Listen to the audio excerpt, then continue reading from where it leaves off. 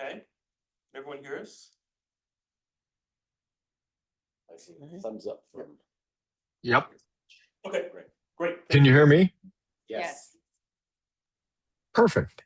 Good to see you. Okay. Just waiting for Member Roche and we will have a quorum.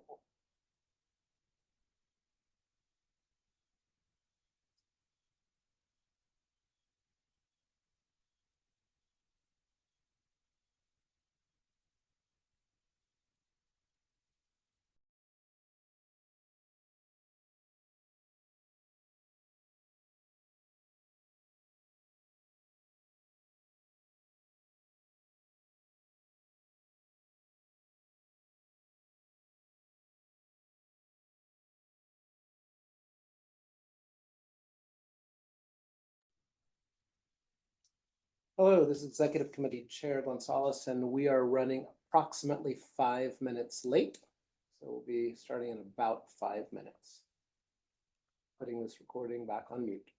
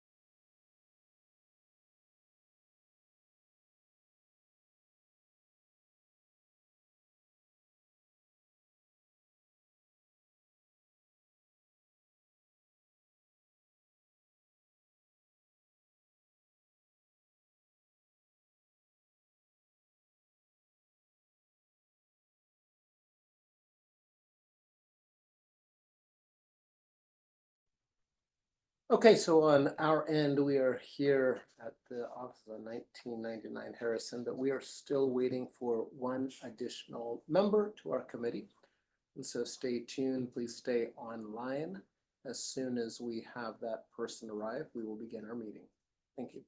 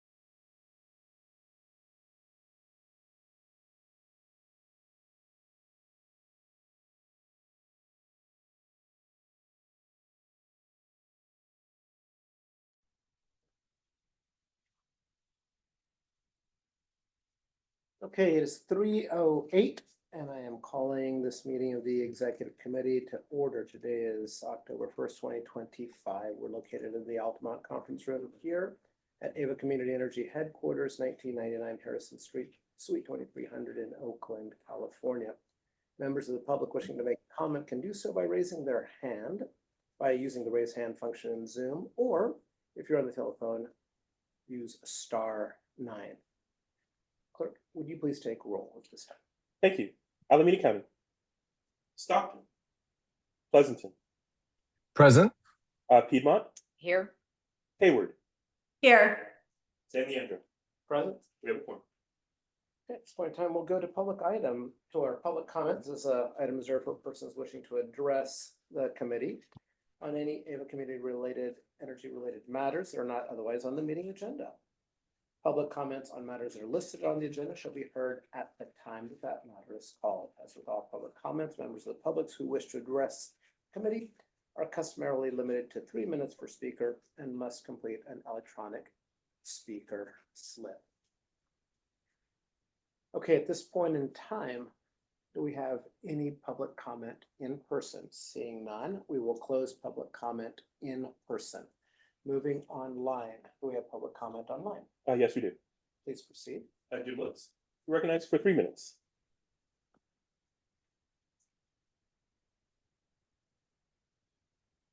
Got to find the unmute button. This is Jim Lutz. I'm on the Community Advisory Committee, but I'm speaking for myself on this matter.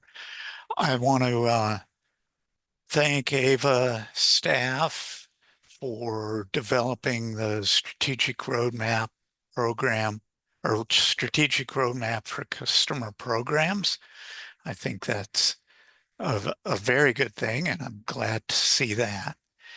However, from looking at the fiscal 2025-26 budget from the June 18 meeting, local development is barely 1% of AVA's budget.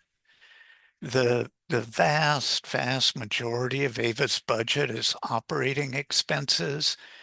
Nearly $900 million is for the operating expenses, but probably less than 10% of those operating expenses are actually spent for projects within AVA's territory. And AVA was started explicitly to promote local development within its own territory. And I'd like to ask the board to review those operating expense contracts and to dramatically increase the fraction of operating expenses that are spent within AVA territory and thus benefit AVA customers. And if possible, expand the number of local customers that are supported by some of those operating expenses, like with behind the meter solar and batteries. And I'm sure there's other ways that the staff can figure out how to localize the operating expenses. So that's it, and thank you. And again, to thank the staff for the strategic roadmap for the customer programs. Thank you. There are no more speakers, no further speakers at this time. Okay, do we have any public commenters at the local sites? I see none in Pleasanton. And I appear to be getting some reaction from Hayward. Perfect, thank you. At this point in time, No. we'll, thank you very much. We'll close public comment. Is there anything that there's any desire to speak about on our public comment? So we will take that under advisement. Thank you very much. So at this point in time, we're going to move on to approval of our minutes from September 3rd, 2025. Do we have any public comment on this item? I'll look to faces on the public sites. Seeing none at the public sites. Do we have any online? Seeing none online. We have none in the room. So we will close public comment. Any discussion? Seeing none, do you have a motion to approve the minutes? So moved. Motion from Anderson. Seconded. And I've got a second from Pleasanton. Balch. Seeing no further discussion, please vote. Alameda County, Stockton, Pleasanton, Aye. Piedmont, Aye. Hayward, Aye. San Leandro. Aye. Minutes are approved. Thank you. At this point in time, item number 4, as we close item number 3, moving on to 4, administrative procedure policy. I've got Mr. Perkins here to inform us, as this is an informational item, no action is required at this time. Howard, would you prefer me here or at the podium? Wherever you would like. I I'll think stick this is here. adequate. Thank you. Probably a better ask to the board members. This is my first time presenting to you, so it's nice to finally present to you after about a year and a half, so thank you. Welcome. It's exciting. I should also maybe just quickly note that John Perkins is our Senior Director of Legal and recently promoted to Deputy General Counsel. So you'll probably hear more of him. He's always present here at the meetings. Indra instilled a lot of trust in him to be our counsel here, particularly at the subcommittee meetings. General Counsel typically attends our regular board meetings, but I did want to formalize that. Just a point of clarification, you're an employee or I'm an employee of AVA, yes. Of AVA, Yeah. perfect, thank you. All right, well, thanks for your time today. I want to discuss our proposed administrative purchase policy updates. And fundamentally, the reason for this is to have the policy grow with AVA and to reflect reflect the changes that AVA has been through over the last few years. Adrian, would you go to the next slide, please? But just for the purpose of orientation, of course, we're bringing this to XCOM and advance it to the full board. Please, we welcome any questions, suggestions, etc. Adrian, next slide, please. And so here is really where we came from and what we're trying to achieve. The procurement policy governs purchases that are not energy. So everything that is, essentially everything that is not energy is governed by this. And it was developed in 2018 when EBCE was brand new and had very, very few employees compared to what it has today. And the policy has not grown, the processes have not grown, and more importantly, the dollar values have not grown since that day. There have been small updates here and there, but nothing in those two major categories. And that's largely what this will discuss. So this policy was drafted after speaking with all of our functional leads and finding all the pain points in AVA to provide clear instructions, because right now it's very difficult to comply, to update the dollar values to what the industry is doing, what our peers are doing, to reduce administrative burden to the extent possible, and to eliminate unnecessary costs that we'll detail later on. Can we have the next slide? Please, Adrian. Thank you. Some context for this change. So one of the reasons we wanted to bring this to bear is we have a lot more infrastructure available now for contracting than we did before. We have a formal legal team. We have myself, we have two dedicated contract managers, and also Raisa, who you guys know well. She's also kind of going back and forth between roles, working for the board and working on contract matters and other legal matters. This has given us a lot of stability, a lot of process development, and it's really changed the environment in which we're drafting contracts. Next slide, please, Adrian. So here are the major update areas. We created express how-to steps to answer that question that staff was asking: how do we comply with this policy? We created additional categories of purchases with very discrete identifiers and then appropriate how-to steps. We updated the board approval, or we're proposing updating the board approval threshold to match a number of our peers. We are creating flexibility to make updates to the policy that aren't dollar value related, so we can do smaller, more less essential updates without engaging the board, but of course still keeping the board up to date. A little bit of change to approval list of form now that we have more infrastructure, so we don't need Portender signing everything that's $5,000 and more. Updated approval thresholds for levels below the CEO to have appropriate governance of purchases that don't necessarily need Howard's engagement. Updated legal compliance, of course, to make sure that we are constantly compliant with law, and then of course increased possible length of contracts. We'll talk about that in more detail later for some of the benefits and some of the guardrails. Adrian, can we have the next slide, please? So the how-to, we broke it down to 3 major steps. Now, to comply with the policy, you collect the documentation that is detailed in the policy, you identify the transaction type, and then you complete the requirements of the transaction type. So those are our high-level 3 items. Each of the items is broken down into component parts, but it's very much 1, 2, 3, 4. You can follow the steps, you can complete the compliance. And the nice thing too is we have, as part of our legal implementation, we've added a contract management system, an online contract management system, which we can build this in. So if we have to collect the documentation, we can have that be part of the process. It can go right into the system. It doesn't have to be manual. We don't have to wonder if it's complete. Once they've uploaded it, it's there, you can see it. And then of course, everything else follows from that. So we can build this into our interface. Adrian, can we have the next slide, please? So we built out these different types, and we did it for a number of reasons. This came out of speaking to staff about their pain points. And one of the pain points was we only had 2 types of purchase. They were relatively ambiguous. It was professional services and other. And then how to proceed on them was not as clear as staff needed it to be. So now we lay out these types. For each of these types, we have the steps that are required. And if there's a combination, of course, you'll see the last one is combination. And that also has steps required. So whatever type of purchase staff is making, we've vetted these, we've test driven these, they can identify the type, and then they can identify the appropriate steps that go with it. Adrian, can we have the next slide, please? This is a big change for us. So we're proposing to increase the board approval value to $250,000 from its current level at $100,000. And you'll see on the right, there are 5 listed CCAs where this matches their current version. And this is one of our most important ones. On the right-hand side, you'll see second major bullet, reduces legal costs. For every item that we bring to the board, of course, in addition to staff time, we also have legal review. And one of my staffers did the diligence of determining about how much we spend, and it's about $2,000 per meeting on legal review.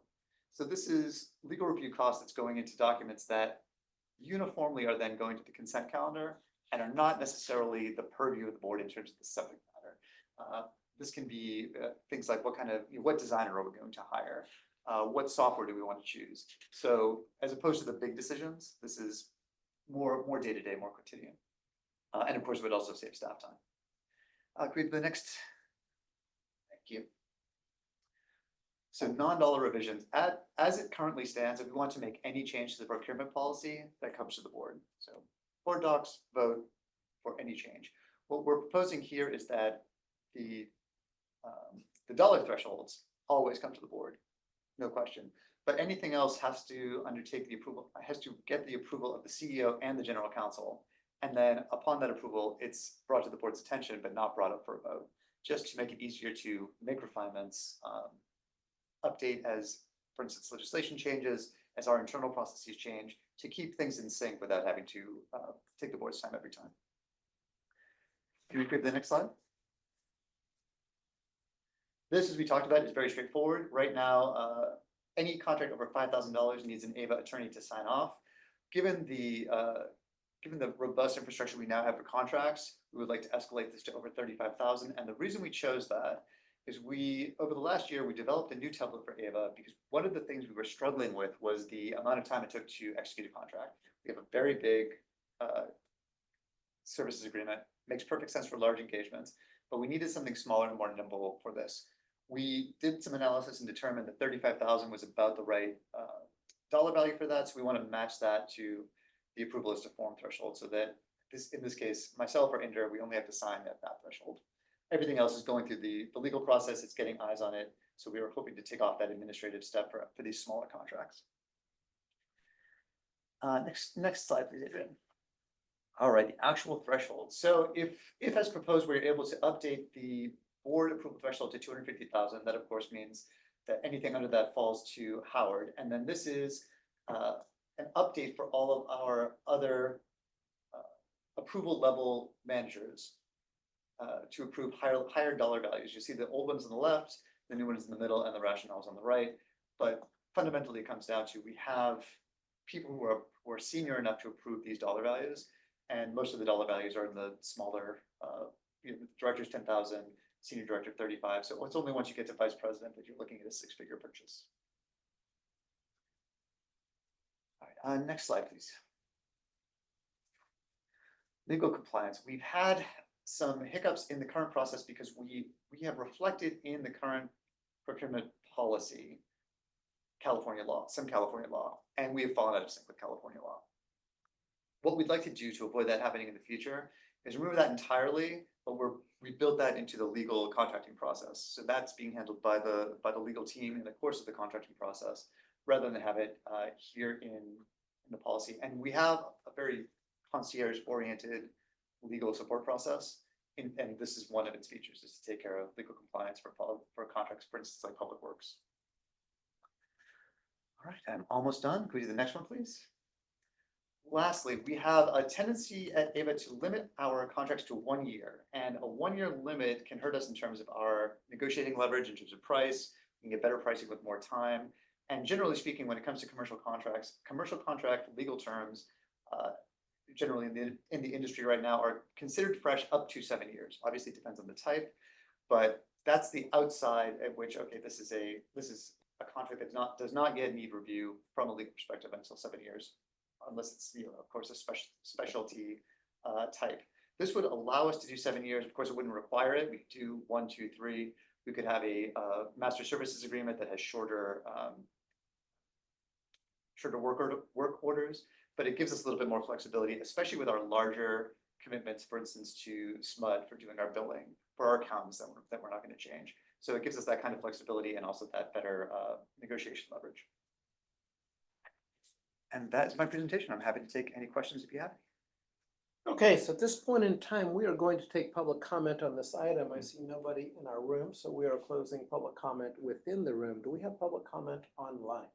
There are no hands raised at this time. Okay, so we'll close public comment online in general. Do we have anybody showing up at our sites who wishes to publicly comment? I do not see that based on the head shake, so I'll close public comment there and bring it back for both questions and commentary at this time, beginning with Member Balch. Yeah, thank you. I'm going to maybe start off by saying these are larger limits than where I'm probably comfortable with right now. At least from where I'm at, it probably would not be something I could generally, I'm not there. So maybe I go like this.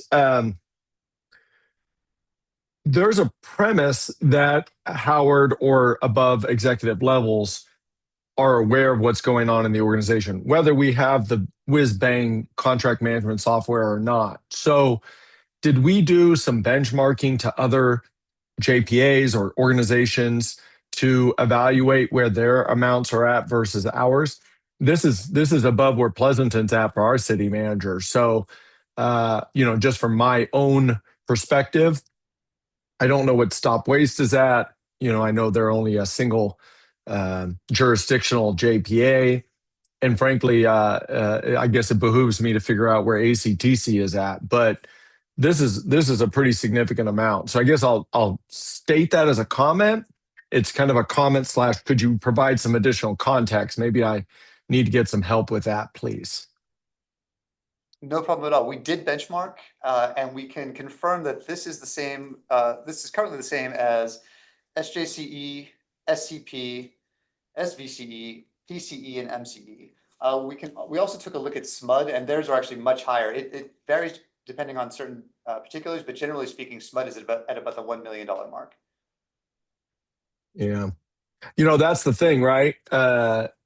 You can say we're in the pool, but the nuances of why or how those limits were set were based on that board, each of those respective boards' process and determinations. Given the age of AVA, given the financial insecurity or concerns of headwinds in the future, I'm a little concerned. I can take my comments and maybe speak offline to do that, but these are large amounts, so maybe I'll just signal that. Thank you, Chair. Thank you. At this point in time, we'll go to Member Roche, please. Thank you. Yeah, would you mind bringing that slide back up that has the sort of amounts that they're going from and to? Sure. And maybe, my first question there is, while you're bringing it up is, so for example, if a VP had the ability to sign for a $15,000 contract, I guess it was the level 4, the senior VP was $25,000. Now they can sign for $100,000. What safeguards are there for him signing or him or her signing that $100,000 contract? Sure. So a few. First, in terms of the actual signature, all signatures go through legal and are actually done online through the interface that I discussed before. And the entire process is managed by the legal team. So one would have to go well out of their way to download, print, somehow otherwise execute this agreement if they wanted to do it outside of the process. And we also have approvals built in such that no contract can be signed until the appropriate approvals have come in. Okay. I think that's probably the most succinct answer to your question. Okay. I mean, so there's still several comment states there. That's from a legal review perspective. So we have a variety of sort of systems and processes in place to sort of help do the legal review. From a commercial and risk perspective, today we still do adequate review internally, discussions with myself. We actually have a risk committee that will review things for any contract levels or tenors above a certain length or dollar level. So none of this changes our internal review for reviewing kind of commercial terms, dollars at risk, and things of that nature. Okay. Yeah, I mean, because I was thinking, Jack, I was thinking the same thing about our budget versus Ava's. We're at about, I don't know, like about a $400 million, budget for our city, but Ava's now at close to $1 billion, right, at this point. I mean, so because of that, these amounts don't seem that off to me when I think of like what our city manager has the authority to spend. This does seem sort of commensurate with the total level of Ava's budget. So I don't have as much heartburn, but sort of, of course they are big jumps. And so I see pause for it because I can see the reason to pause and question. And Jack, I hope you get your questions answered on that because, you have a lot more experience in finance than I do. But just given, like I said, the sort of comparison of budgets versus our budget and what our thresholds are, it does not seem that off to me. So I'm interested to hear everyone's comments on that. So thanks for explaining sort of what the safeguards still are, even given, the increased threshold that like a vice president would have. Thanks. Thank you. So at this point, I'll come to board chair. Yes, I did have some questions. So we now, as of our last board meeting, understand that we have a controller.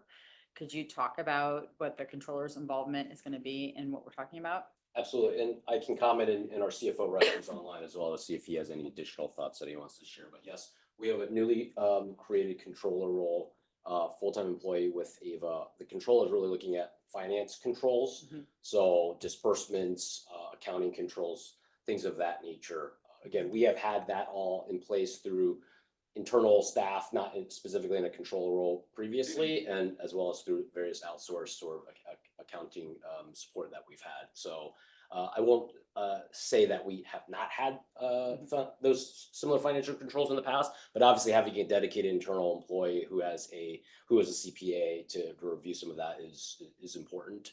I would say these contracts are more about commercial risk management. And so I think on the financial control side, of course, you want to have those in place. Those are critical. I think these spending thresholds, as it relates to our administrative procurement policy, I would sort of put into maybe separate buckets of controls, legal controls, finance controls, and then sort of commercial risk controls. And then I wasn't 100% clear on kind of the role of legal review. It sounded to me like it's anticipated if we were to go with these numbers that the attorneys would not have to sign off on contracts that are less than 35,000, but the legal review is required for contracts that are about 10,000. So could you talk us through what that sort of 10 to 35,000 looks like? And if they're Yes, not, absolutely. if the legal team's not actually signing it, what's the checkbox to say it's been reviewed and approved by legal? Because it seems like you still have to review and approve it. Yes, Okay. and honestly, the change is the administrative process of adding a signature there. Okay. So the moment it comes to a request for a contract comes to our team, Mhm. and again, above 10, and in some cases even lower, what we'll do is the team member who's taking it will confer with the internal stakeholder, make sure they have all the commercials they need, bring that to the counterparty. And if there are red lines or if there's anything outside of our standard legal acceptable terms, then it goes to either myself or to one of our outside counsel. And this is all captured in our contracting process, in our online system. It captures every version, it captures every approval. Does that answer your question? Sort of. So why 35? Like if this is already happening, why? It's Oh, just- yes, I'm okay. sorry. 35, that was the boundary we've drawn in terms of small versus large contracts. And we did that Okay. based on evaluating our purchases over the last year. Uh-huh. Where did they tend to fall? Which ones do we think were more appropriate for the more nimble contract? So anything over 35,000 at this point would fall into our CSA, our more hefty contract. Uh-huh. And therefore, we chose that as the contract that warrants the attention of a privileged form signature. I see. But it sounds like it's going to be going through that vetting process. Anytime it's over 10,000, it's just that the signature is being affixed when it's 35 or more. Correct. Is that correct? Those are my questions right now. Okay, so I will check a few of my own. What's the dollar amount that this type of procedure covers? In other words, the total spend, is it $40 million? Is it $5 million? You mean if you were to aggregate all the contracts that That's are covered over by, 200? that's covered by this policy. That is not a number I have, I'm afraid. Because Yeah. procurement, I'm assuming, is supply procurement. Procurement is about pro- 90% of That's what our I'm $1 billion thinking, right? of operating So I'm thinking it's expense. about $90 million, $100 million of other activities. That's correct, yeah. What does that primarily, because that seems like a lot, Yeah, right? Because I think we've got salaries is not covered by this. that's and correct, yeah. You know, And that's whatever. 30-some million right? dollars, yeah. And so I'm just trying to work through what are we spending on administrative, I would think legal services, some consultants. But again, that's on the order of a couple Yeah, million. I'm just making up numbers here, maybe 10 million for all the deals that we do. So our work with billing, be a big one, with SMUD. Our larger software or I should say, for the IT infrastructure requirements, our Google Cloud services, things like that. Yeah. Those come to mind. I would say those are the big ones that stand out to me. Yeah, those are the large ones. Our scheduling coordinator is another one. Yep. But billing is by far the largest. Yeah. So our billing data management and call center services, accounting services, scheduling coordinating services. We have software related to our power procurement and analytics that don't fall under our power supply costs. So, you know, different types of quantitative modeling tools that we have, data packages that we have. So, yeah. Yeah, but part of what I'm trying There's to. not a heavy concentration in any one, which is why No. it's hard to characterize it. It's a lot of small contracts. And I can appreciate the desire to be efficient on smaller contracts. That brings me to a question of terms and conditions. So if we're negotiating with SMUD or Google Cloud, I doubt that we're saying, well, these are our terms and conditions, take them or leave them, Sure. right? On the other hand, when we're working with a coffee vendor or whatever, we just say, these are our terms and conditions, take them or leave them. Yeah. Is that where your $35,000 or is it $10,000 threshold comes in? Because pretty much anything under 10, it's take it or leave it, and so there really is no need for legal review. Not exactly. So the under 10, we can use an order form as long as the order form does not have legal terms. And that doesn't require broader contracting. That's the State of the law. and the micro purchase phenomenon. The $35,000 threshold is the default template that we use is, we call it our purchase rider. It's 3 pages and we can apply it to any order form or to any other contract, and it supersedes whatever it's attached to. And those are our standard terms. And if that gets accepted with no changes and there's no legal terms that were objectionable and whatever the attachment was, it goes through.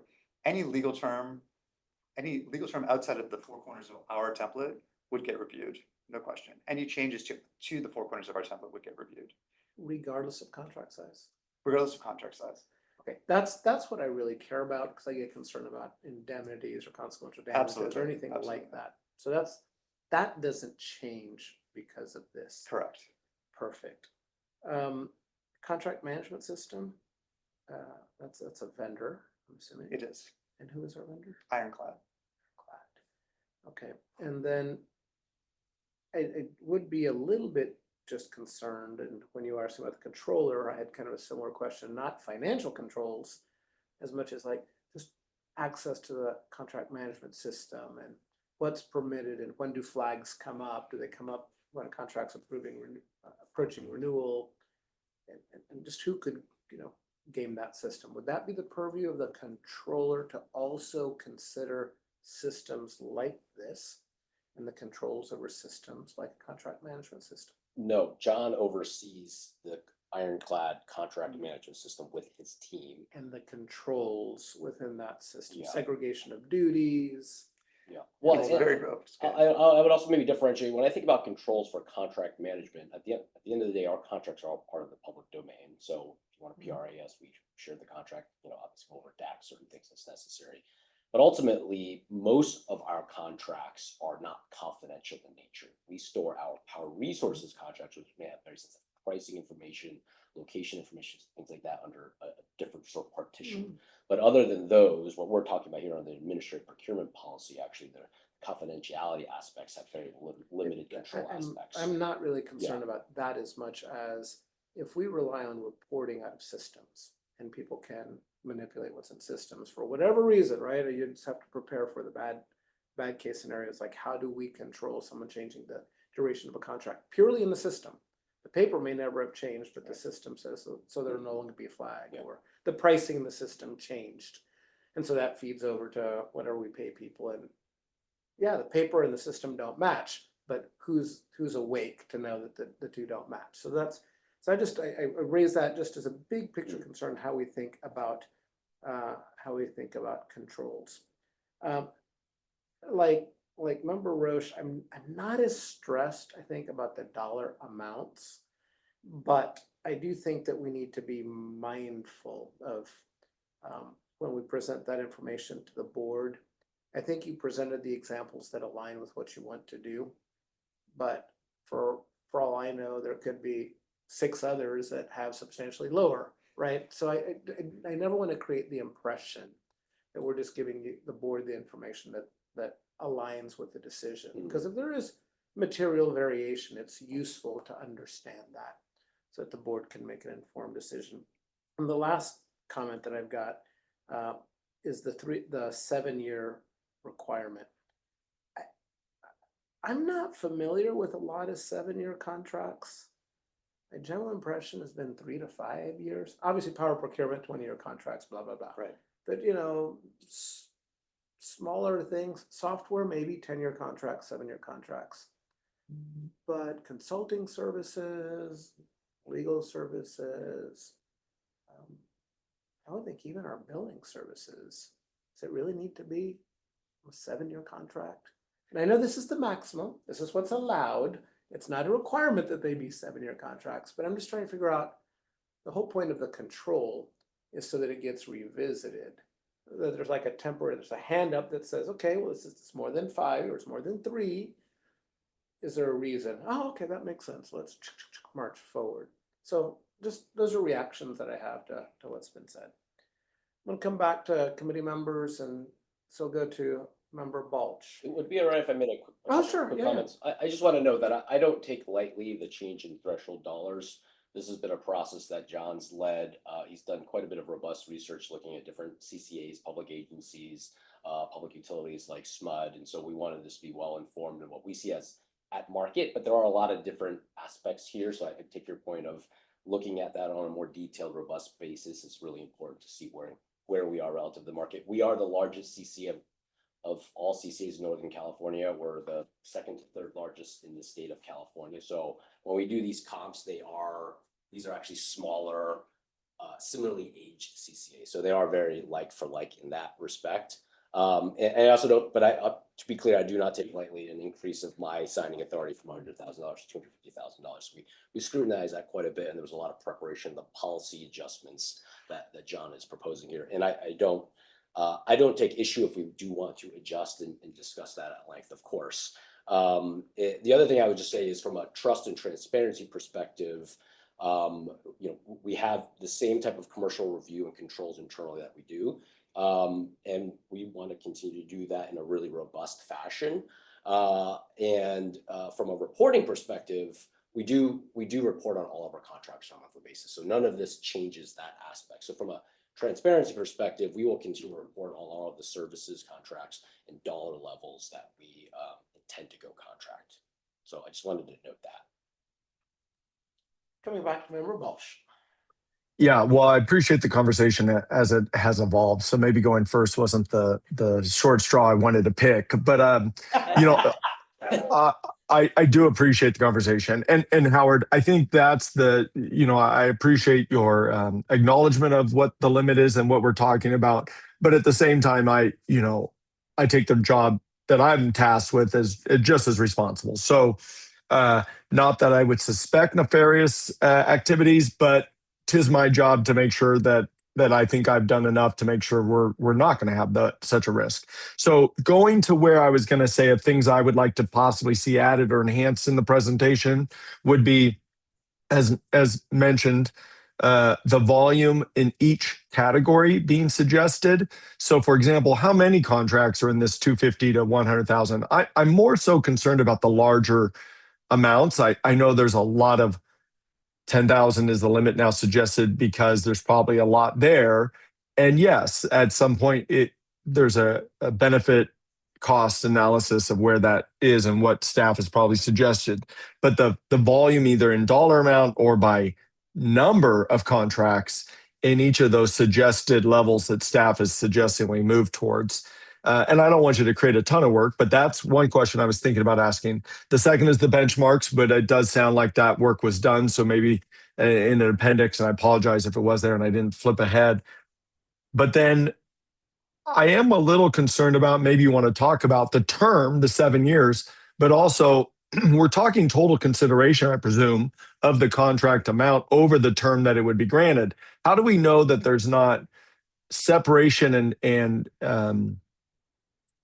two contracts of $250,000 instead of a single contract of $250,000.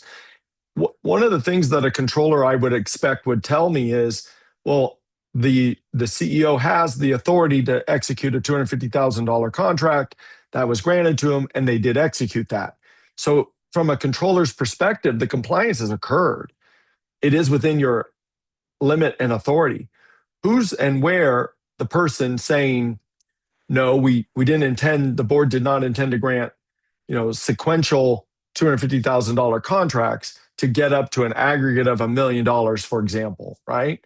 So that's where the volume probably will help me with that question, but that's the question I'm working on.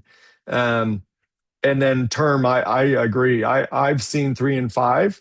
So at some point is 7 appropriate? So those are kind of where I'm going. Aggregate, compounding, multi-year contracts, or multiple contracts for the same vendor that increase or go beyond the scope of the total authorized dollar amount. So, thank you, Chair.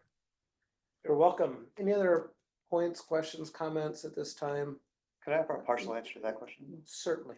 Member Balch, I just wanted to point out, I have a little bit of the data you requested, which is that in the last year, we've had 59 contracts that were over $100,000. And we had 25 of those were over $250,000. And each one of those was actually passed on consent, we determined, we ended up finding. So that's those numbers I have available, and I can try to follow up on additional numbers. One other comment I'll just make in response is on the controls piece. I'll note that because of our contract management system, ultimately, if you have a duplicative vendor name there that technically would add up above certain dollar thresholds, that's where the legal review would occur, and our system should be able to catch that duplicate. And then from a financial perspective, certainly in our annual audit process, we review contracts and payment dispersals and see what the vendor counterparties are as well. I will know, certainly with larger dollar thresholds, it just kind of raises the risk factor and the exposure. Technically, at $100,000 threshold, that issue still exists. I mean, if you had an employee sign multiple $90,000 contracts, you still have to have a system of controls and processes in place to prevent that from happening. So raising the dollar threshold doesn't necessarily increase that control factor risk. Yes, but 2 at 250 is a lot different than 2 at 90. That is true. Certainly, not complying with the policy is a significant risk. Yes. Well, and maybe that's the information I could get offline, Chair, because that type of control, it would be nice to know that control exists and how it's functioning. So. Yeah, and I very much hear that and just agree with that concept that, one of the things that we monitor for a variety of reasons is just this concept of aggregate spend, that it's not just the individual contract or work order that's been let. I don't believe in the 3 years that I've been here that we've seen any kind of reporting on big vendors. Well, we report all of our contracts on a monthly basis. Yeah, no, but the aggregation, right? So here are our 5 biggest vendors or 10 biggest vendors. Yeah. Anything like that kind of just lets the board know periodically, not every month, but just periodically, here are the big players that, just I wouldn't even know right now who to be sensitive to if a contract comes through that, oh, wow, this vendor gets a lot of business already. They're getting another 250 or whatever. Yeah, okay. We Just think about again, because these things happen updated periodically. reporting processes and such. Something to think about there. Coming back to the request that I have, and I just want to make sure I've got it summarized correctly. I think we had a little bit of discussion around these benchmarks and just a little bit of clarity around what, we got 5 that align, but, just maybe a little bit more robust statement about what the facts are there. I heard a couple of members at least talk a little bit about term and this concept of total consideration and being sensitive to that, whether you call it contract aggregation, contract splitting, blah, just total amount, and then the term. I don't know if you have either of you, Member Roche or Anderson, have a comment on term. And then just a little bit more visibility by the contract type. And I did hear you, Mr. Perkins, identify 59 at greater than 100,000. Correct. And And 25 25 greater than 250. Anything that I've missed there? Then I don't think so. Coming to Mr. Mills. Yeah, I just had a couple of maybe some more data just to add. I pulled up the current year budget and I just wanted to talk about, I think we're probably a little bit lower than the conversation was. We've had about 14 million of energy operational administrative costs. So the data management, billing, metering, and scheduling is about 14 million. Of the total of 48 million, I think it's 48, it's 44, actually 48 million for this year. And the rest of it, personnel is 29 million. And then the balance is all the contracts that we're talking about. So, somewhere around 16 million or so, 16 to 18 million.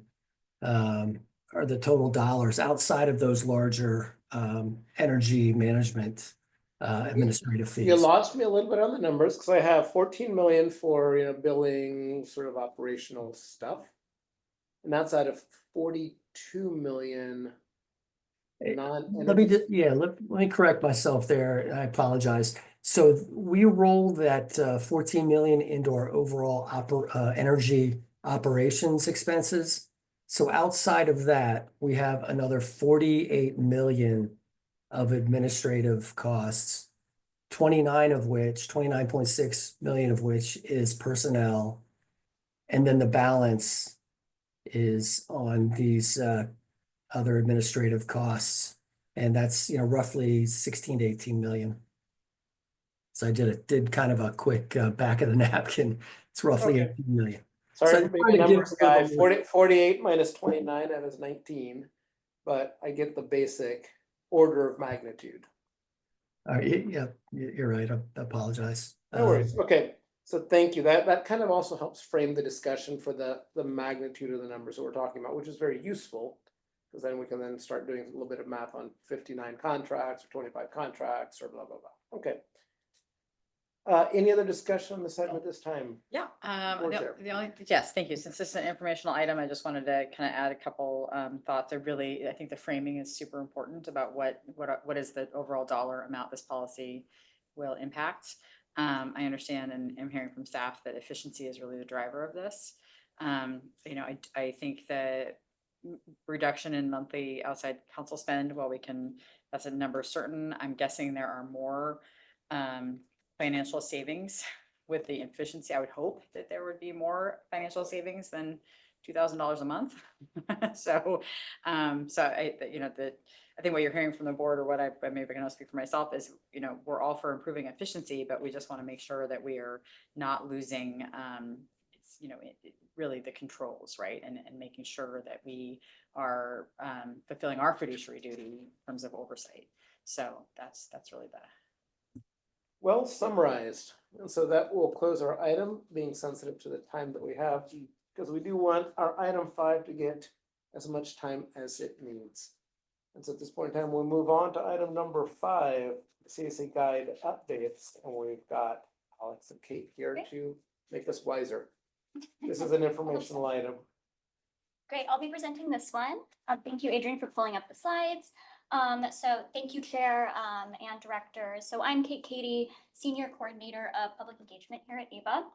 And today's staff is seeking some feedback on some recommended updates to our Community Advisory Committee, or CAC guide. So to kick things off, next slide, please, Adrian. So just as a bit of setting the stage here, so our Community Advisory Committee, or CAC, is made up of community members appointed by the Board of Directors. It's a Brown Act body created in AVA's JPA. And the function of the CAC really is to advise the board on kind of relevant topics to AVA's operations and act as another liaison between board members and community stakeholders. So currently the structure is made up of 12 members and 5 alternates. 10 of those are regionally appointed. And at the moment, we only have 1 vacancy on the committee, and then a couple of alternate vacancies as well. And we'll be recommending, as I said, a few updates to our Community Advisory Committee guide, one of which will expand the size of the CAC by adding 1 seat to accommodate our newest community, unincorporated San Joaquin County. So next slide. So here's an overview of how our CAC guide has changed over the year. And the CAC guide, this is a board approved document that really just sets the rules, eligibility requirements, the basic structure of the CAC and kind of how it operates from there, as well as the process for appointing new members. So the current iteration of our CAC guide was first approved by the board back in 2019. And there's been several kind of large updates to the guide over the years, mostly, as you'll notice by what I bolded here, most of these just align with AVA's expansion. So when AVA includes new communities into our service area, we want to make sure that those communities are properly and equitably represented on our CAC. So in 2020, the board increased the size of the CAC by like 3 seats, and then also came up with the configuration of how to allocate our regional seats. And I want to add, like, how CAC regional seats are allocated. That is based on information directly from the JPA, which is each jurisdiction's JPA vote share. And that is based on the cumulative annual load of each jurisdiction. So that's how that is determined. And then in 2023, of course, we had the addition of Stockton and Lathrop formally into our CAC. And that resulted in reallocating a seat from one of our other regions to the San Joaquin County region. So the size of the overall CAC did not change with that iteration, but seats were reallocated to accommodate then a larger San Joaquin County region. And so as you'll see here, this is a very iterative process over the years of updating the guide. When new communities are added, the board has chosen different strategies of reallocating seats accordingly based on how regional areas change. Or of course, increasing the size of the committee altogether. And that brings us up to, of course, last year when we welcomed our newest community, unincorporated San Joaquin County. And the main impetus for bringing this item now here for you today is thinking through how we formally integrate this new community into our CAC guide. So next slide, please. So here's a table showing how these regions are structured and then which jurisdictions are in each region. So this light orange here, that is how our CAC currently operates. So this is what's currently in our CAC guide. And this was last changed back in 2023. So it does not include any of unincorporated San Joaquin County's load or vote share. So that's the current configuration with 12 seats total, 2 at large and 10 regional.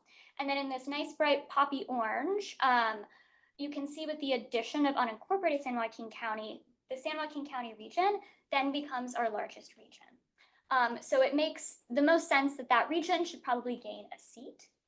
And from there, staff will propose then just adding a seat to the total number of seats on the CAC.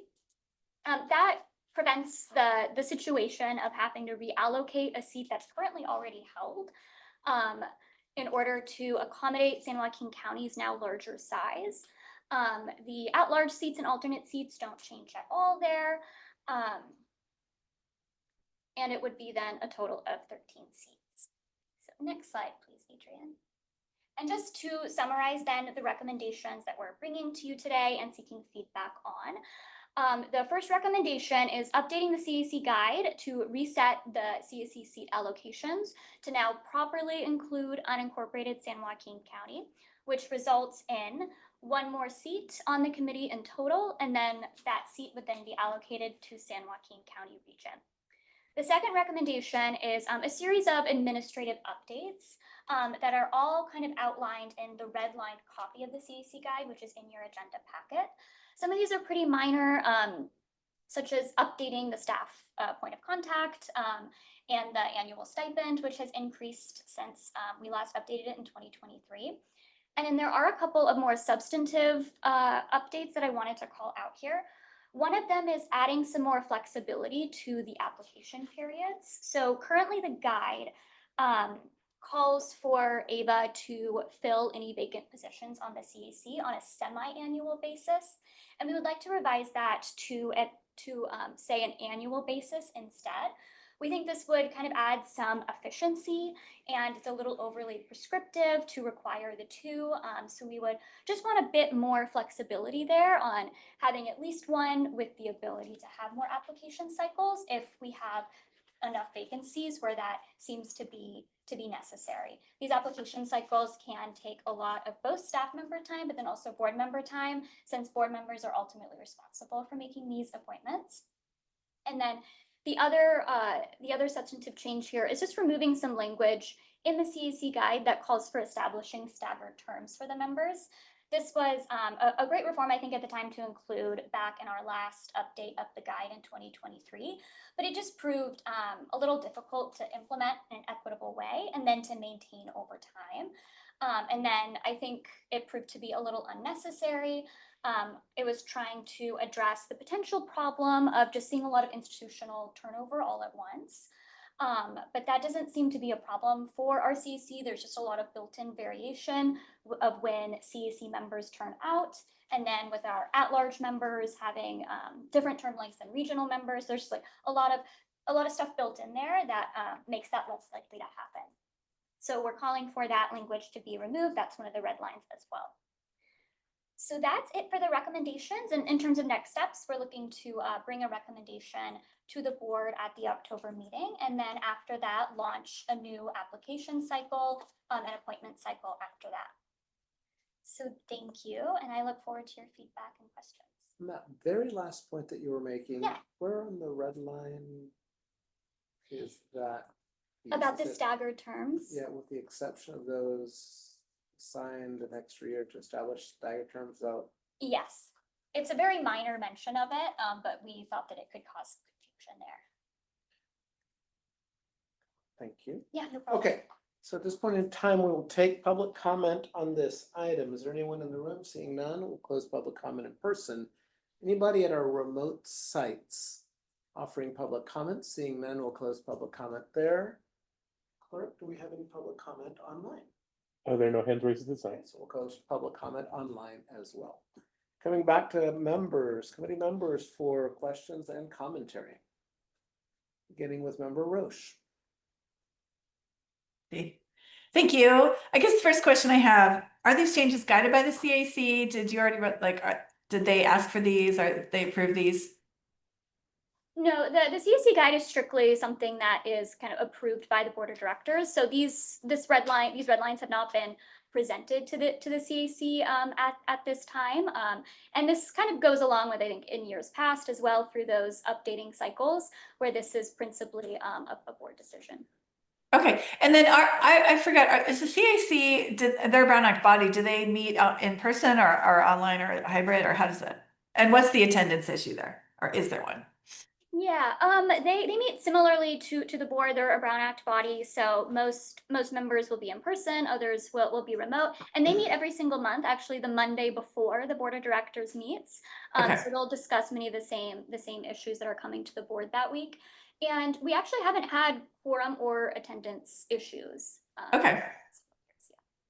And then on the issue you said of wanting to do it annually versus semi-annually, did you say right now you do it semi-annually, but you want to do it annually? The CAC guide calls for it to be done semi-annually. And I think in previous years, staff has preferred kind of a cycle of doing it annually. That way it's more streamlined and efficient, where any vacancies that occur throughout the year can kind of be filled just at one point in time through one application cycle. Okay. So yeah, that would be our preference, unless any quorum issues do arise, or at the board's directive, they would like to, see an additional application cycle, then staff could carry that out. But I suppose we could always just appoint, right, for the remainder of that term, and then people, catch up at the regular cycle.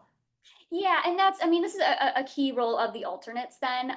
Alternates are able to kind of rise up and fill that primary seat if someone does step down or resign at any point in time throughout that year. Okay, thank you. Yeah, thank you. Thank you, Committee Vice Chair. Coming to Member Balch.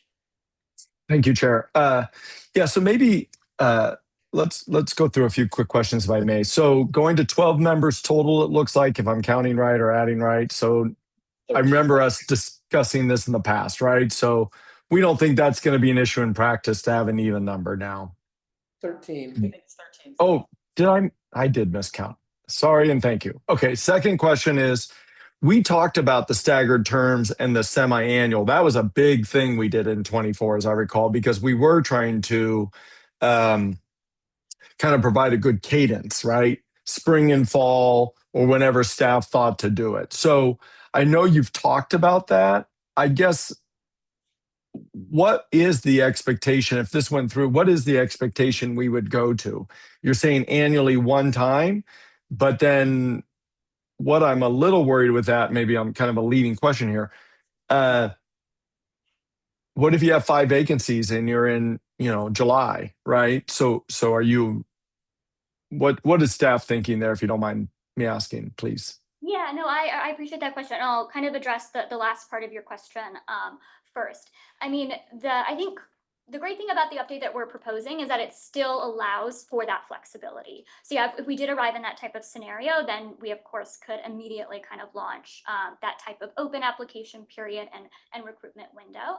I think what we're really trying to address with changing it to a minimum of annually is, let's say we have one member step down kind of earlier in the year and we don't have an alternate and we really just have that one vacancy and we expect to have more vacancies open up at the end of the year. Then that allows staff to then only do the one application cycle, the one recruitment window. Staff really does a lot of marketing and outreach and working closely with our board members to go through these appointments. So it's just a streamlined, more efficient approach than to kind of do it all in one cycle. But again, we have that flexibility to do more if we need to. And then when it comes to like the staggered terms, this was definitely, I think, a great reform to think about implementing. I think it was just one of those things where then when we were actually confronted with implementing it, it just proved to, I think, be a little more complicated and create some problems with how to assign staggered terms when we already have so many members, and members kind of starting at different times, like if a member resigns and an alternate steps up, that kind of thing. So it just seemed a little too complex and unnecessary as we started to really approach implementing it. Okay, let's go back to the first one, part one of it, which is the periods. So one of the reasons why I thought we discussed doing the periods when we did twice a year, right? So if we're not needing to do that, that's a different issue. Maybe that makes sense that we go to annually. But there's an element of the public knowing when it will occur, right? I want it in the concept of transparency. Oh, I know they open it up, and I'm just using spring and a fall as the example because that's what Pleasanton does. So we gather all our regional and local committee appointments that may arise, and we spring and fall do the two advertisements. So if there's no vacancies in the fall, for example, we don't do it, right? Because it's not necessary. But the time of year and the period of time, et cetera, is very consistent. That way the public knows, hey, we're not going to have one in January, one in March, and it's off cadence or structure. So am I communicating? Does Steph have an opinion on that? Maybe I ask it like that. Yeah, well, I think we can implement, that sort of feedback still into an annual kind of cycle I think for this upcoming cycle and the most recent application cycle, it's been at the end of the year, which I think is really well positioned, because if we are seeing a lot of turnover with members terming out or anything like that, then we're at a really good spot to account for that, make sure those seats are filled going into then that next calendar year. So I think that is something that either way we can kind of take more into account as staff, at making that a really well communicated regular cadence of, annually we will have that kind of application period if there are any vacancies. Okay, I'll maybe pause on that point, but that the equity of applicants, the equity to be able to know when to apply is something that I would want to think about if we're achieving with this. Because if it's annually and it's every end of the year, as staff's mentioning, that would make sense to me. Then we're communicating clearly throughout the year, hey, we do it once a year and it's at the end of the year. What I want to be very careful about is we have a shining candidate that we think would be great for it, and we open an off-cycle process that doesn't seem like it's achieving our goals of equity for applicants to apply for the position. And I'll hear what my colleagues maybe think about that. So that's the goal for me, would be a very prescribed, maybe more than just informally, a more prescribed process. So applicants know when it's opened up. Let's go with the staggered terms question. So as electeds, we all know this is what we deal with, right? It is messy. It's the nature of it. So maybe I just clarify, is it because we're just having a reduced applicant pool that's kind of causing a little bit more of an implementation challenge? We don't have a line out the door for this? I think the major implementation kind of complication was just kind of getting it started with kind of arbitrarily or randomly assigning people different terms to kind of get it going. And then having folks kind of resign at or step down or that kind of thing at like different kind of random times throughout the year as happens. That can then just create like weird kind of timing of staggered terms and maintaining that over time. I think that was the biggest implementation challenge. So I remember us talking about this Yeah. being an implementation challenge when we were going to do it, because the entire premise was, at least that I thought it was staggered terms will allow some historical knowledge to be developed, passed on, but then with the cadence of the and back to the semi-annual recruitment, we would start to build over time where people would understand, okay, a term is coming up or a slot is coming up in a year and a half at this completion of this term. That will fall into the fall application cycle. Like we put a lot of work into this. So hard isn't usually a reason we stop doing something, by the way. And so maybe I leave it there and see where my colleagues want to go. All right. Thank you, Chair. Okay, thank you for your comments. At this point, coming to board chair. So I also have a very clear memory of those conversations that we had, former Chair Balch, with respect to trying to stagger and tweak the CAC. I think what I'm hearing from staff is that we've done a really good job and currently have a CAC that's very engaged, right? So that's the plus side. Sounds like people are showing up. We don't have an issue with quorum, which I think we were having when we were having these conversations a couple of years ago.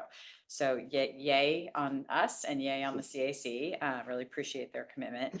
My question about staggering is there already some built-in staggering, because these are potentially up to 4 2-year terms, and somebody might just want to do it for 2 years and somebody else might want to do it for 8 years? Yeah, I think that was kind of some of the natural staggering that I was trying to kind of get at a little bit. Yeah, I think you have that just kind of naturally over, cycle after cycle. A lot of folks now, they don't line up where they term out. Some might not want to serve the full kind of 4 terms, that kind of thing. And then there's even in that 2023 update of the CAC guide, the board at the time chose to change the term limits also for at-large members. So they have a term limit now of 2 terms. So there's already kind of some like natural churn in there to kind of help, I think, deal with that issue of staggering terms, which is one of the reasons that I wanted to highlight maybe removing that language, because I also think that there's other kind of stuff baked in there to the CAC guide already that make it less necessary than maybe even before.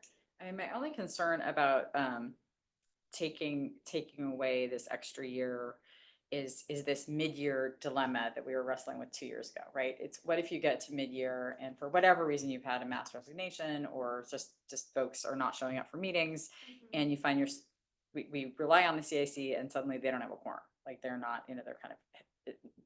And so it's a question of what happens then in terms of our ability to appoint and fill those off cycle, to the Mayor Balch's question. And then what happens to the people who are appointed for a year or less? Does that count as one of their terms? I mean, because we have this also in our city council where folks are appointed, right? And does that count? And so I guess the way we do it is it's a 4-year term. And if you're appointed for less than 2 years, then it doesn't count. If you're appointed for more than 2 years, well, that doesn't actually happen because you'd have an election anyway. So I retract that comment. But yeah, so if you're appointed, it's not going to count towards your term limits. But so I guess I feel like that is still an open question in my mind of what would happen under the scenario of not enough CAC members or we're appointing in an off cycle, and how do we address that in terms of the term limits? And then the other comment I was going to say is I really liked the addition of members are expected to coordinate directly with their alternates for their region, because I do think that is a good, I don't know how you enforce that, but I do think that's a really good reminder for our CAC members if they can't make it, something comes up, to always let their alternate know. I don't know how staff can help facilitate that, but obviously that's something we want to try to do.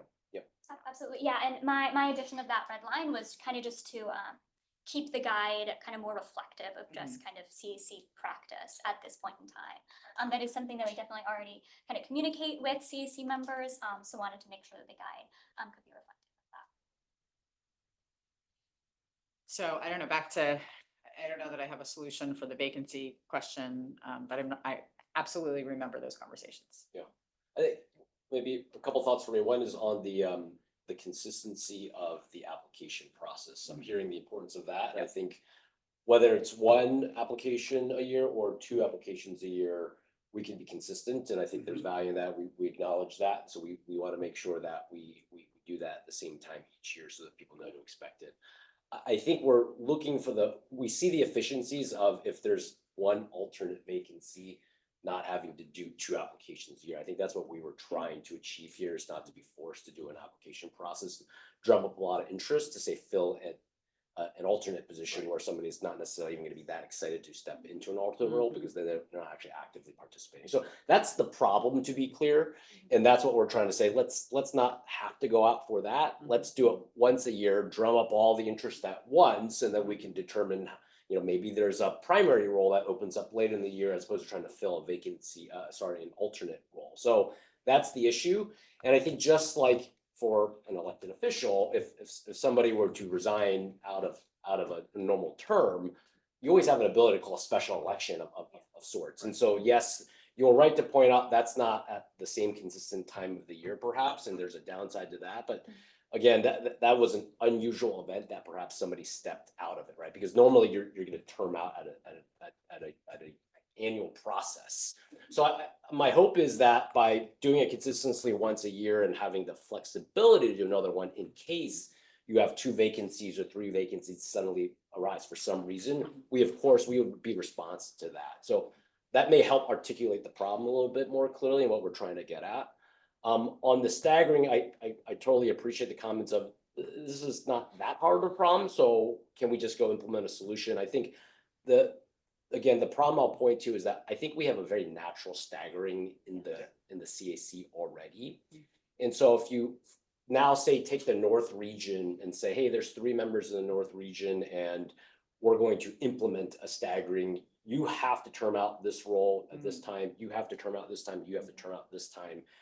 Then suddenly when somebody resigns, you may be forced to say, well, sorry, you only have 6 months left on your role. Even though everything's really well staggered already, we're going to cut your term short.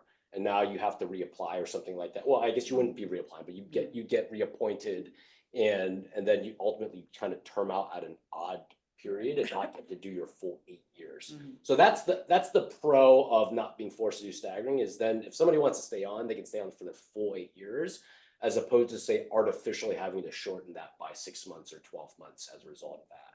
With that said, it's not that hard to implement a staggering. We can do it. That's the trade-off though, right? You can give people their full term versus having to cut certain things short. But then you can be sure you're going to have the staggering, and that is a positive. Right now, that's not a problem that we're facing, or we're not staggered enough. So I just want to point that out.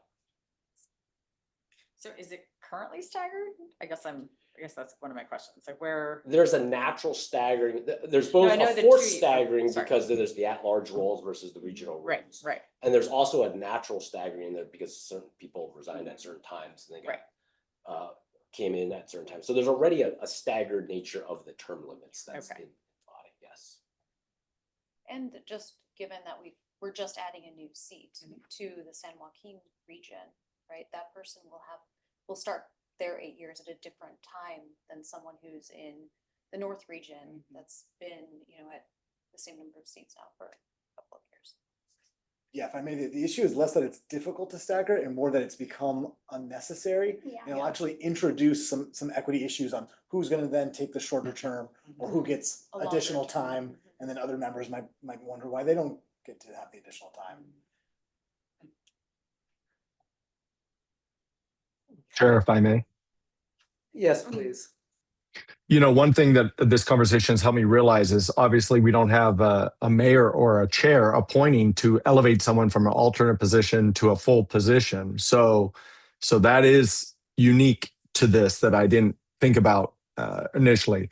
from my perspective, Howard's comment about not running a recruitment process related to an alternate, I completely agree. Unless it's the primary member, I wouldn't necessarily run one, but the cadence matters. And so maybe the staggering staff can think about, but I'm probably willing to let it run, given it sounds like we're not having any challenges with staggering right now.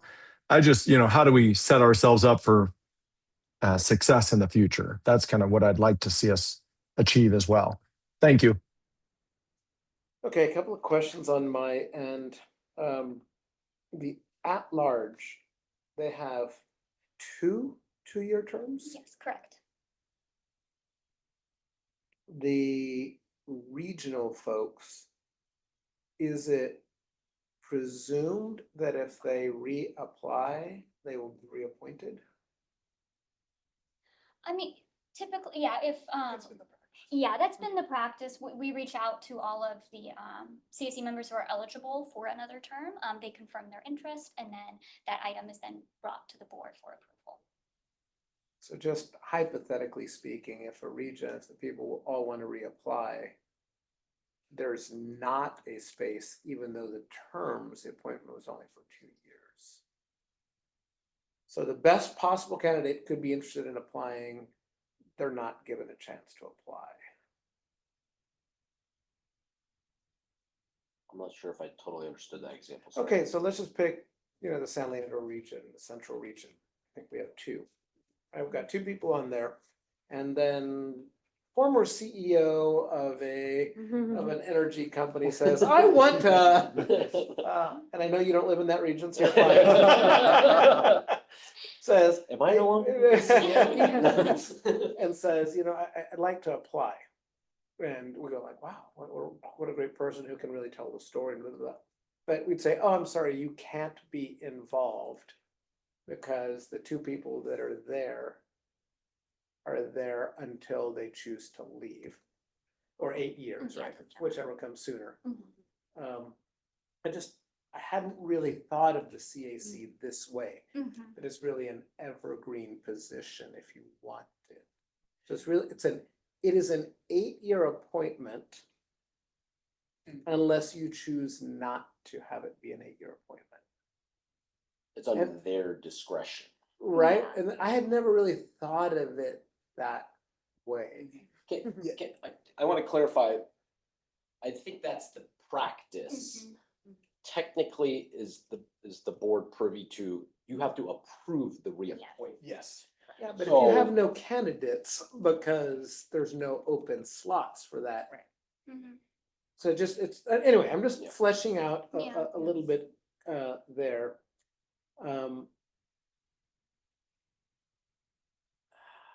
The only other comment that I have, it really is a comment. In our city boards and commissions, if someone doesn't show up X number of times, we can remove. Is that in our language? That it's like at least brought to the board's attention, so-and-so has missed X number of meetings. Yeah, I think the language, is pretty general and doesn't really lay out like a number of things someone can miss. It's just brought to the board of directors' attention, and they can choose to remove somebody from the CAC. I would encourage us, either at this time or at some point in the future, to be more prescriptive with at least guidance. Yeah. Even if it's not prescriptive on thou shalt, because I think that at some point in time, setting aside quorum, it affects culture of the organization. Coming back to you, committee vice chair. Thank you. Yeah, I was gonna say something similar, Chair, that in Hayward, we have you have to meet like basically a 70% attendance threshold. And if you don't, then you're up for review with the council. In order to sort of, take care of this issue of quorum, especially when it comes like with the planning commission, it became a real issue for us here in Hayward. So that there was some built-in notice to the members as they came on the committees and the commissions, that, okay, there is this attendance issue. And if I don't meet it, then I'm up for removal, basically when my time is up, unless it's so egregious, right? And then the council decides to remove them midterm, but that usually doesn't happen. So so when each person is up, so if you do your 4 years or your 2 year, whichever it is, then technically that seat is open, but the sitting member has the ability to reapply. Right, and in general, if there is no attendance issue, then that person is sort of considered, kind of going to be filling that spot. So, yeah, so I think maybe putting in something like that might be good, because then it just gives the board some ability to say, actually, you're really not meeting, the attendance threshold, and then we can then decide that that seat is vacant, and the person can apply again, but we can decide that seat is vacant to allow it open to other people that might want to apply. So kind of what we've done. Great, thank you. So this. Can I have trying one to- clarification? Yeah, I do want to too? be sensitive to time. Yeah. Right, so my question, if you feel free to clarify, but my main thing is, do you have broadly enough to go to the board, enough information to go to the board? I think so, yeah. Okay. I just wanted to point out that there's an alternate seat, so the idea that you're sort of forced to reappoint is not totally true, because you could technically appoint from an alternate seat. We could. You could. Well, I'm simply addressing the issue that there Yeah. is somebody that stands Yes. there, so it's not as if you have no one that you could Okay. appoint. So. So That- Okay, just 2 comments. One, I totally agree that we need to incorporate unincorporated San Joaquin County into the CAC seat allocation methodology. Yes. I don't think we said that, but I just want to. Good. That we all Thumbs think up, that's a great everybody. idea. Yes, okay. And I appreciate we're not gerrymandering, thank you. And then, I am a little hesitant on the attendance rules, only because I feel like I don't know that we can impose on the CAC rules if we are not also imposing them on ourselves as a board of directors. So, I just would, right? I mean, I don't know. Ah. City councils versus commissions. right. So I know we don't have those rules, so I'm just a little hesitant to impose those, but we do show up. I mean, I'm talking to people who show up. You do have those rules. It's called the electorate. That's, that's a very good point. That is a very good point. We're elected and advisory boards are not. Yeah, thank you for that. That is a good distinction. Is there any direction in terms of whether you'd like to see this on regular agenda or consent? Given what's presented here at this time, is there any problem with putting this on consent? Or would you like a full discussion? Member Balch? Well, I think it could get there personally if we had a bit of clarity around for me at least, the cadence of the how the application period for an equity conversation or element, maybe that gets added. And then, like I said, I don't think for an alternate member, we would run a full recruitment process for an alternate. We would just collect those into an annual, for example. The staggered, I think staff needs to think about it and maybe bolster a little bit as to why they would like to maybe temporarily pause that requirement now. But I think we're seeing that it would achieve what we want. As to the attendance element, I mean, I see that. We appoint someone, they're in the spot for up to 8 years and they don't attend. And then there's a very well qualified and active person that wants to attend. That's kind of where we set up the staggered and the semi-annual. We tried to avoid any of that challenge, right? So I think it could get there. It just needs a bit more work from my perspective. Yes. It sounds, from what we're hearing, particularly from Mayor Balch, it sounds like if we made explicit when the timing of at least one annual application period, which as we're doing right now would be towards the fourth quarter of the calendar year, with the hope and expectation that they would then be seated and selected or appointed in the beginning of the next calendar year. So we could make that explicit in the guide, Yes, that agreed. feedback, so that it would be transparent and predictable on what that cadence would be. And then there's still the language is there if more flexibility is needed, if for some reason there's a lot of absence or a lot of vacancies, we could then have another application period that we would announce. Does that make you feel comfortable, Member Balch? Would that give you the predictability on that item?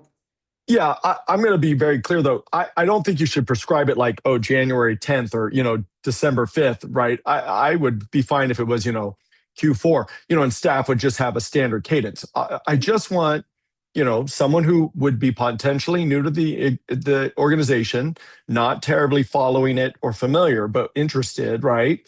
That they would have a knowledge or an ability to know Ava generally recruits for CAC in Q4 of every year. Stay tuned or, sign up to know when the exact dates become available, right? But then they know if they're sitting in February, March, or April, that they know when they need to pay attention again, right? Perfect. For time sensitivity, because we're running out of time, I do want to get some sort of temperature measure on some expectation of attendance, whether it's 70%, 60%, 20%. Is there any interest in having a measure of attendance, please? Can I just make a Yes. suggestion? Could we add attendance will be considered in a board determination of a renewal or something to that effect of like, and not assign a percentage? I mean, that works for me, especially if there is no current time in there, I have to admit, even with our percentages, we've had lots of discussion around it. So maybe a more general statement like that just allows it to come to the board so that if somebody is so far below some threshold, on attendance, then that becomes egregious. But if they're hovering, we're not wedded to a percentage. So I think just some wording to it would make me happy. Perfect. Member Balch, some general wording? Yeah. I'll go with general wording as a compromise. Pleasanton just doesn't have this problem. I mean, people just don't miss the commission meetings, so we just don't have this problem. And I can foresee the other side, which is, what if we've appointed someone and they don't show up? And like I said, a qualified candidate shows up. What's our method and basis so that we have a basis for removal midterm, right? We would hope people would do the job they're volunteering and signing up to do. Okay, so I think the guidance that we have is we're going to go with some general language. It's a compromise that we can all agree on, but I think we need to move in the direction of there is an expectation. It's not just a quote unquote resume pattern. You have everything that you need at this time. With that being the case, we are closing item number 5. Are there any announcements from committee members or request to place items on our agenda? I see a head nod no, a head nod no. We have nothing, so we're closing item number 6. And we are adjourned until our next meeting on Wednesday, November 5th at 3 p.m. in the exact same location. And with that, we are adjourned. And the time is Thank you. 4:33. Thank you. Thank you. Bye.